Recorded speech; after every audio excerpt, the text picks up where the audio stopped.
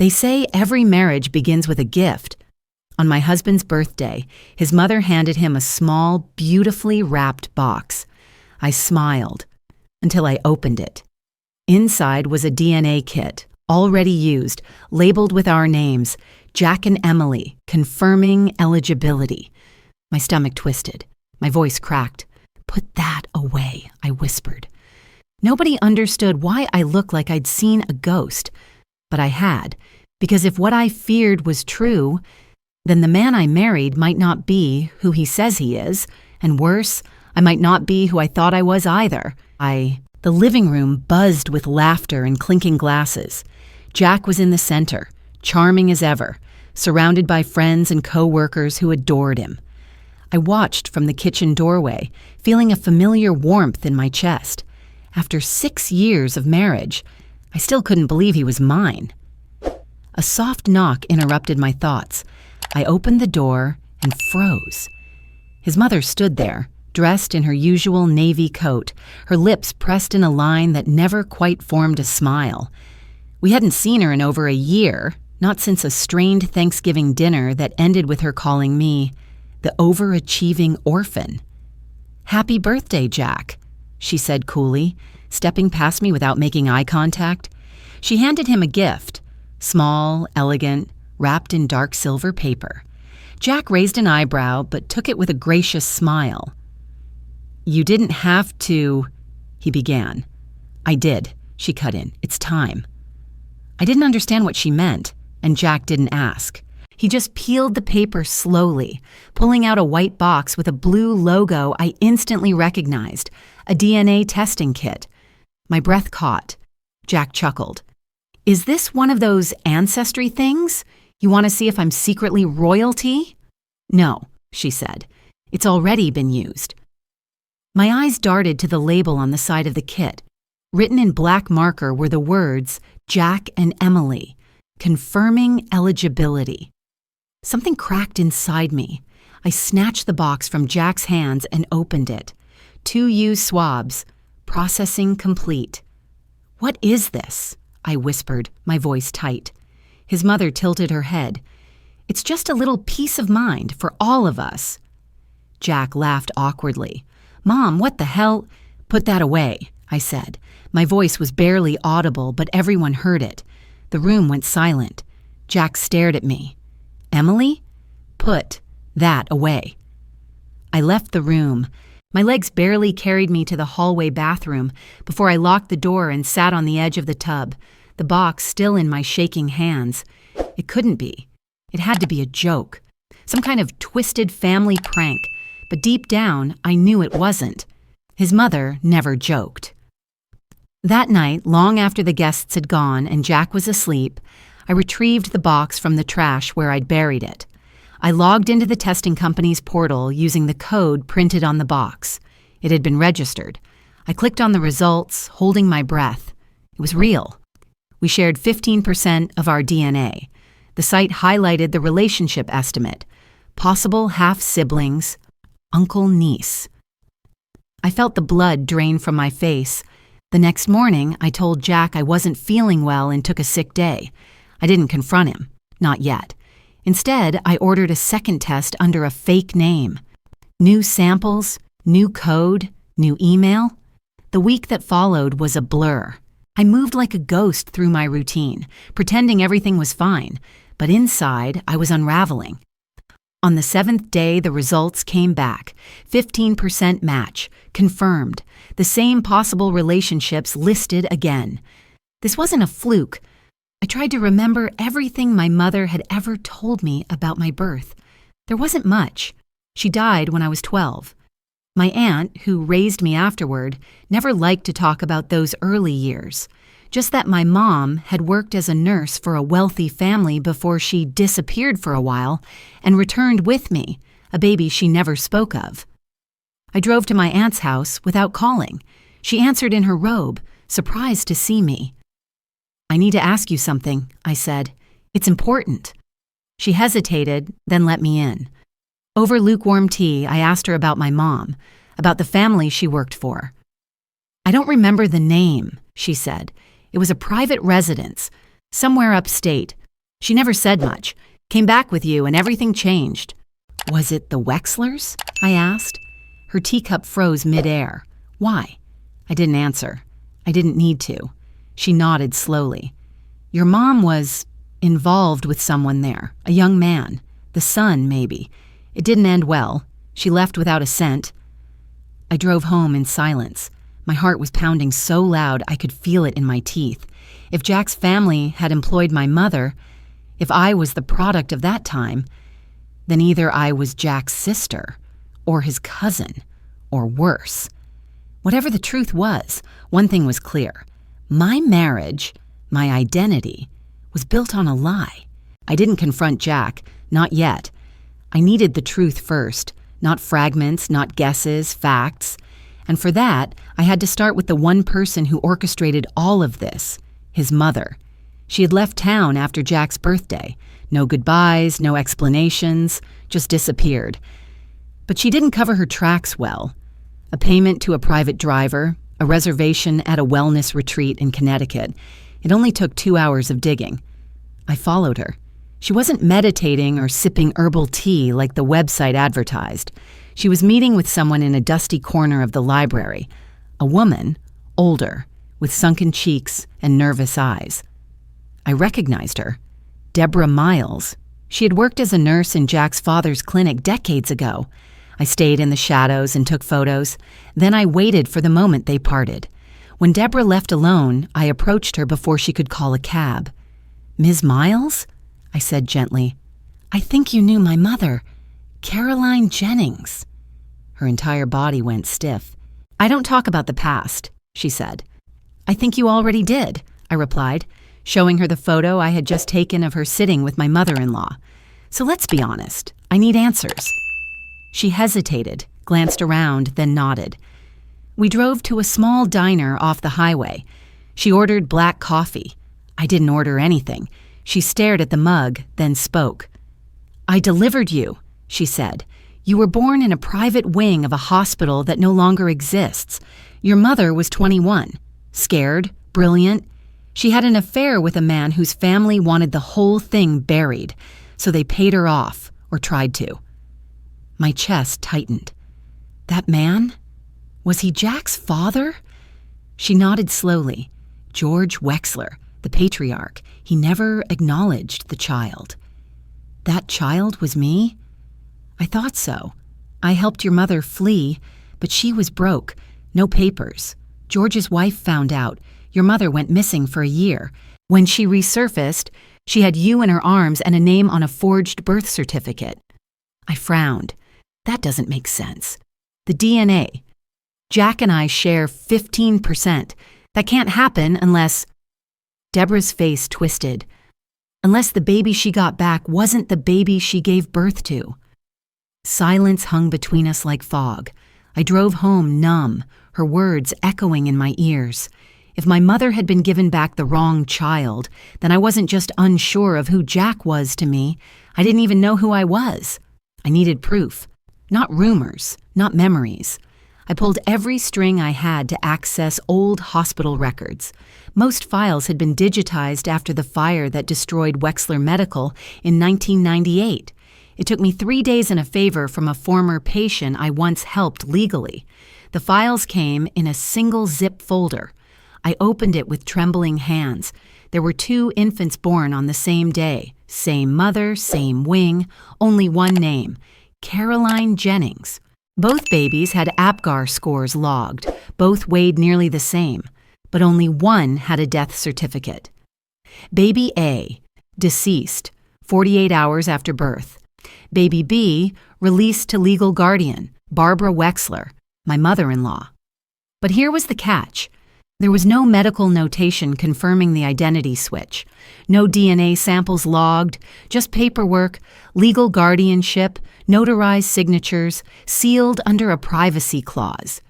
If baby A died, but baby B lived under Barbara Wexler's name, then Jack wasn't her biological son, and I wasn't the child my mother raised. My throat tightened. My hands shook as I flipped through the final file. An adoption approval signed 6 months after the birth, retroactively backdated. It had to be forged. I stared at the screen, nausea rising. This wasn't just a mistake, it was a design. I called Deborah. Her voice was barely a whisper when she picked up. "She did this," I said. "Barbara. She took the surviving child, Jack, and raised him as hers. But why give my mother the other?" "I don't know," Deborah said. "Maybe guilt, maybe leverage. But it means Jack and I aren't related." "No," she said, "you aren't." I felt relief for half a second before a darker thought crawled in. "But that also means," I said slowly, "Barbara designed this. She made sure we met, that we fell in love, that we married." "She's always been meticulous," Deborah said. I stood in my kitchen, the night outside pressing against the windows like a secret waiting to be told. The man I married wasn't my brother, not my cousin, but he wasn't who he thought he was either. And neither was I. We weren't victims of fate. We were pieces on a board. Barbara hadn't just lied. She had engineered our lives. I used to think love was chaos, that it bloomed in unpredictability, in stolen glances and impossible timing, that what Jack and I had was real because it wasn't planned. But I was wrong, so deeply, fundamentally wrong. The first clue came from an academic journal. I was researching Barbara Wexler's background, tracing every professional trail she had tried to erase. Buried under a pseudonym, B.A. Rayner, I found a thesis published in 1985 titled "The Genetic Ideal: Behavioral Pairing Through Controlled Environments." It detailed a theoretical program where children with complementary genotypes were raised in environments designed to mold their personalities for optimal emotional compatibility. My stomach turned as I read. The abstract was chilling in its precision. If nurtured correctly, genetics need not be predictive. They can be prescriptive. I dug deeper. Over the next few weeks, I uncovered fragments, a fellowship at a now-defunct institution, confidential grants, a list of participants in a developmental simulation from the late 80s. Most of the names were blacked out, but one line, buried in the footnotes, stopped me cold. Subject R. Jennings showed early promise, terminated at age 22, reassessment initiated under Protocol E. Rachel Jennings, my mother, the ghost I'd never met, the name my aunt only whispered. I had assumed she died young, but now it was clear. She was part of this, a failed prototype, and I was the redesign. I started to see patterns. Jack and I had met during a corporate internship program, one I hadn't even applied for but was randomly selected into. My apartment lease was approved by a property group owned by a Wexler affiliate. Even my major in behavioral economics had been funded by a scholarship I never remembered applying for. Barbara hadn't just pushed us together. She built the path beneath our feet. The last piece clicked into place when I accessed an encrypted folder labeled Project Gemini. It took days to crack, but when I opened it, I found my own life laid out in pages of clinical language. Subject E2, modified version of R. Jennings, cognitive calibration high, emotional response curve within acceptable deviation. Pages and pages, my schooling, personality tests, romantic profiles, employment feedback, even recorded therapy sessions from college. I wanted to scream, but what came out was silence. Numb, cavernous silence. I flipped through the document until I reached a flowchart. Optimal genetic union pairing, E2 plus JWX2. JWX2. Jack. He had a code. I had a code. We weren't people to Barbara. We were match types.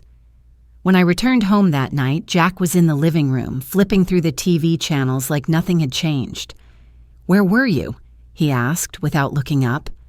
I stared at him, at the man I had loved, slept beside, shared secrets and fears with, the man who was now a product. "Jack," I said quietly, "how long have you known?" He paused, then turned to me. "Known what?" I held up the file, the one labeled Project Gemini. I dropped it onto the coffee table, the sound slicing through the air.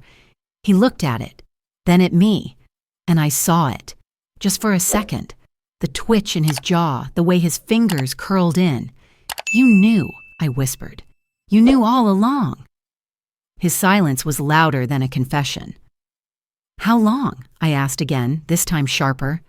Jack exhaled. "Since I was 17. My breath caught. "She told me," he said. "After my first breakdown, I started questioning everything. She sat me down and showed me the data, said I was special, designed for something better." "And me?" I asked. "When did she tell you about me?" "She didn't," he said. "Not at first. I figured it out when we met. You were exactly like the profiles. It was uncanny. And you didn't think to warn me?" "I loved you," he said, "and still do." "You loved me like a lab rat," I snapped. "That's not fair, isn't it?" I backed away from him, every moment, every memory between us now tainted by design. There was no spontaneity, no fate, only control. Barbara hadn't just orchestrated our lives. She had rewritten what it meant to love. I looked at Jack, his pleading eyes, his helpless posture, and I realized something worse than betrayal. He wasn't the architect. He was a believer. I didn't leave Jack. Not the way people expected. There was no dramatic exit, no suitcases flung into a car in the dead of night, no final argument. I stayed. I smiled.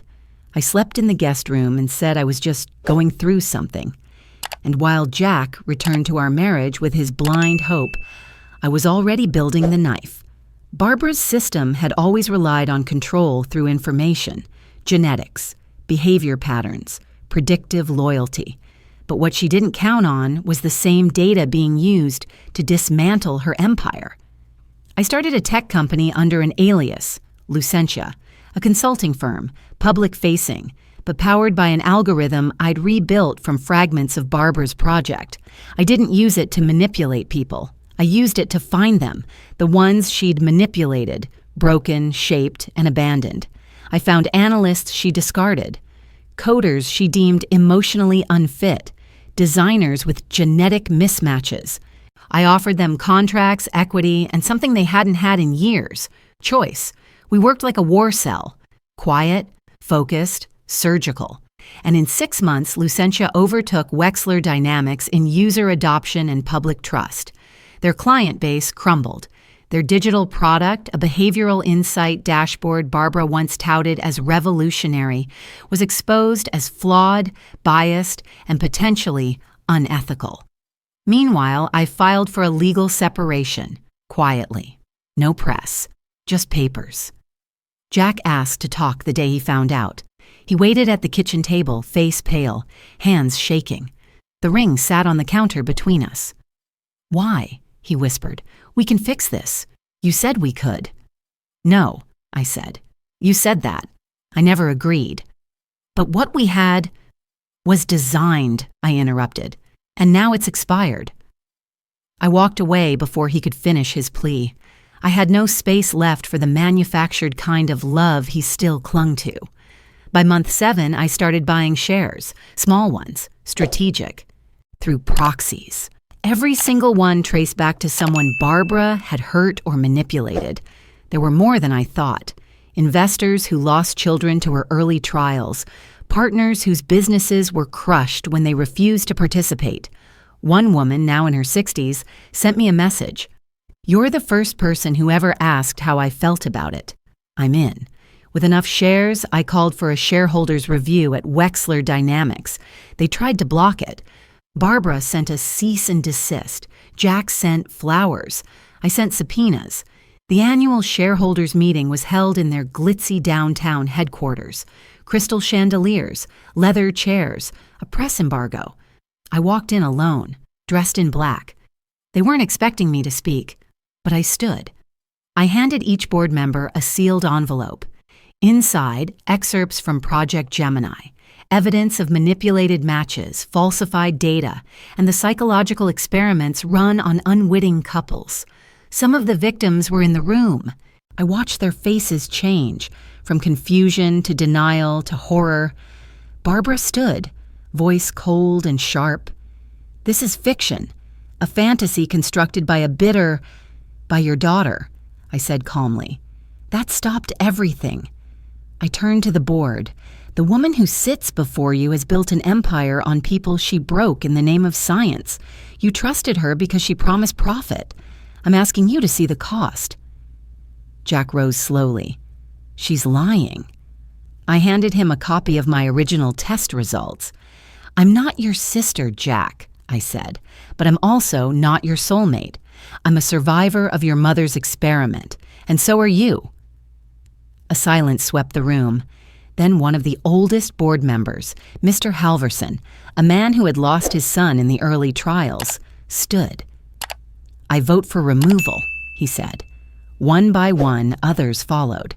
I didn't smile. I didn't gloat. I just watched as Barbara's face drained of power. Jack turned to her, looking more like a child than I'd ever seen him. She said nothing, and in that moment, everything I had built came full circle. Not just the company, not just the revenge, the autonomy, my name, my story. I walked out of that boardroom with nothing in my hands, but everything finally under my control. The documents had sat in my encrypted drive for weeks. Confidential records, genetic mappings, manipulated pairings, a full catalog of lives stitched together under the illusion of fate, when in fact they were carefully curated outcomes of Barbara Wexler's selective compatibility program. I could have burned them, moved on. But silence, I'd come to learn, is its own form of complicity. So I made a call. Her name was Rena Maddox, an investigative journalist known for dismantling pharmaceutical empires and exposing experimental abuse in Silicon Valley AI research. When I sent her the file labeled Project Gemini, I didn't expect a response within hours. "I don't sleep much," she said in our first Zoom call.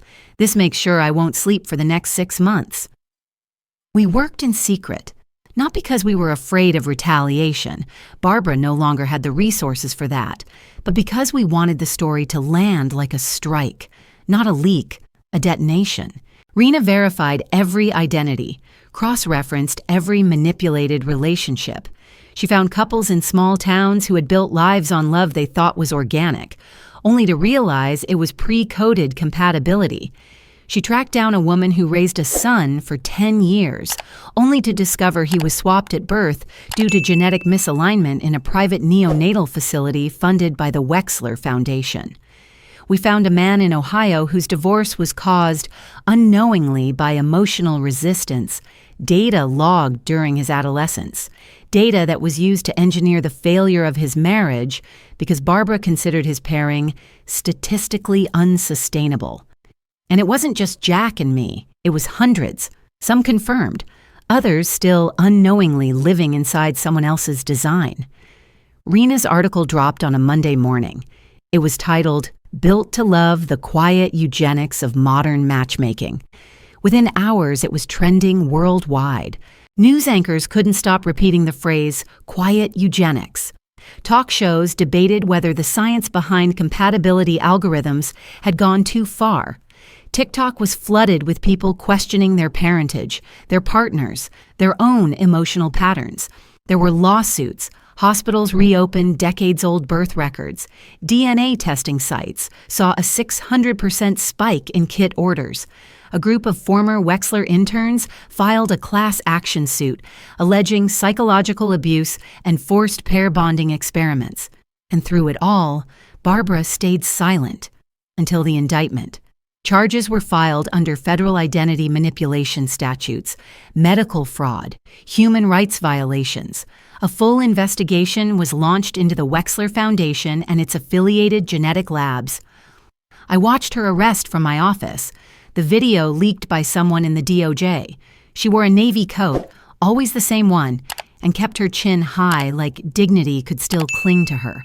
But the mask had cracked. I didn't cry. I didn't feel vindicated. I felt tired.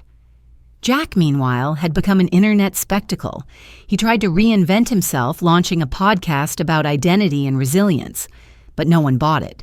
He cried on camera, talked about how he didn't know who he was, how he was a product, a ghost in designer skin, but the internet, ruthless and unrelenting, named him the prototype prince. His clips were remixed with robotic voiceovers. Comments called him a glitch, a synthetic heir. Another victim, some argued. A polished lie, others said. I didn't comment. I didn't reach out. What could I possibly say? I was there too. No, we had both been puppets, but he never wanted the strings cut. The strangest part was how the world shifted, not in anger, but in paranoia. Every couple I knew began asking themselves impossible questions. Do we actually love each other, or are we just compatible? Did someone manipulate this? Would I have chosen you if I had been free? Rena called it the virus of doubt. But it wasn't a virus, it was a mirror. The story became a movement. Schools added ethics classes focused on genetic privacy. Dating apps were forced to disclose algorithmic pairing mechanisms. Laws were proposed around psychological consent. And then, one day, an email landed in my inbox. It was from the TED conference. Subject: Invitation to speak. Emily Jennings. The message was short.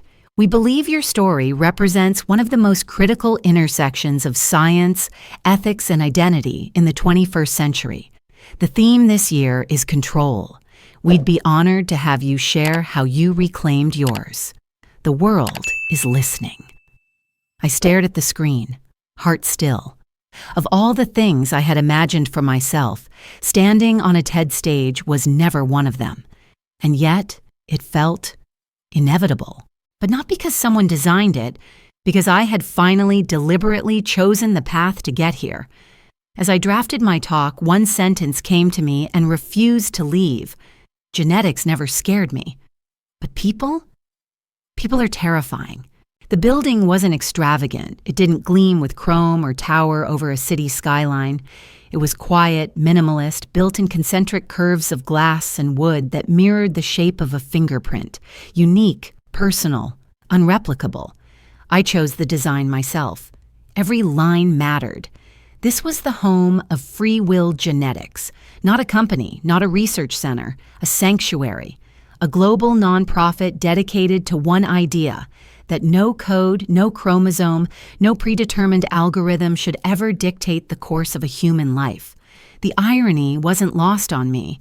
I had been born into design, shaped by a blueprint, nudged into a love I hadn't chosen, pushed toward a future I never consented to. But now, with every brick, every policy, every class curriculum, I was undoing that history, not erasing it, but reclaiming it. We didn't teach biology. We taught decision-making. We didn't analyze genomes. We asked questions about agency. We invited ethicists, sociologists, activists, and yes, even former scientists like me, reformed, not erased. In the lobby stood a single phrase etched in steel: no one is born to be controlled. On opening day, the auditorium buzzed with students, reporters, and skeptics. People from over 20 countries had flown in, some curious, some cautious, some carrying stories like mine, half-formed and still bleeding. I stood at the podium, no slides, no clickers, just a mic and the truth.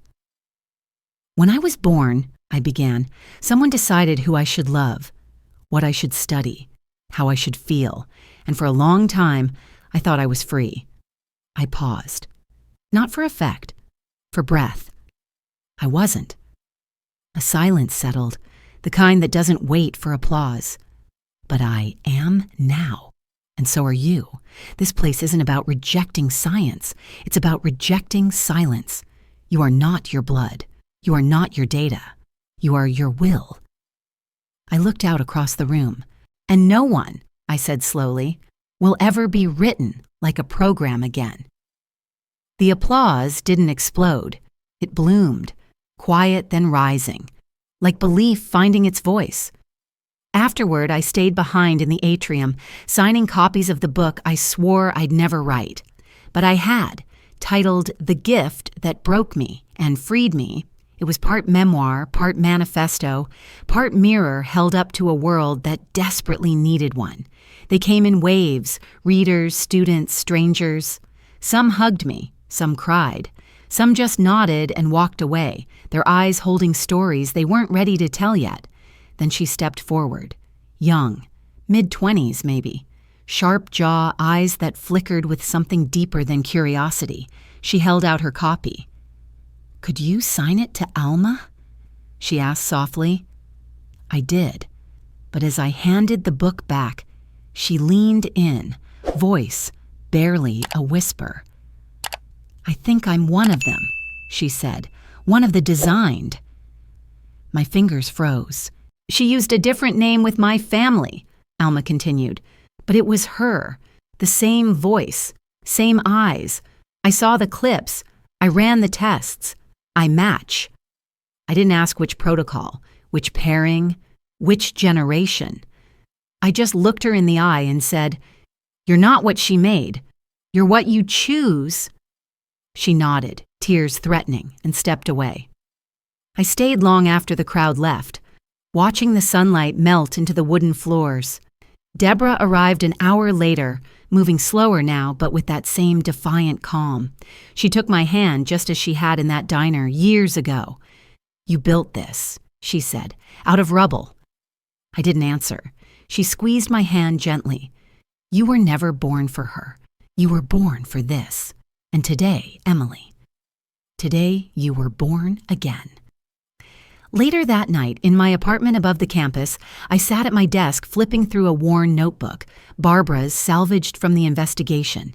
It was full of formulas and fragmented plans, but on the last page, there was a single line scribbled in her hand. "The perfect subject will rewrite the experiment." She had meant it as a warning. I now saw it as prophecy. Outside, students wandered through the gardens. In one corner, two were laughing over a theory about emotional recursion in childhood trauma. Another group debated the ethics of gene sharing in couples. It wasn't perfection, it was possibility. My phone buzzed beside me. It was a message from Rena. "Your TED Talk hit 10 million views. They're calling you the anti-architect." I smiled, not for the fame, but because I finally understood the power of owning your story before someone else writes it for you. I stood, walked to the window, and whispered the same sentence I'd said on day one. Genetics never scared me. Then I turned away. But people still do.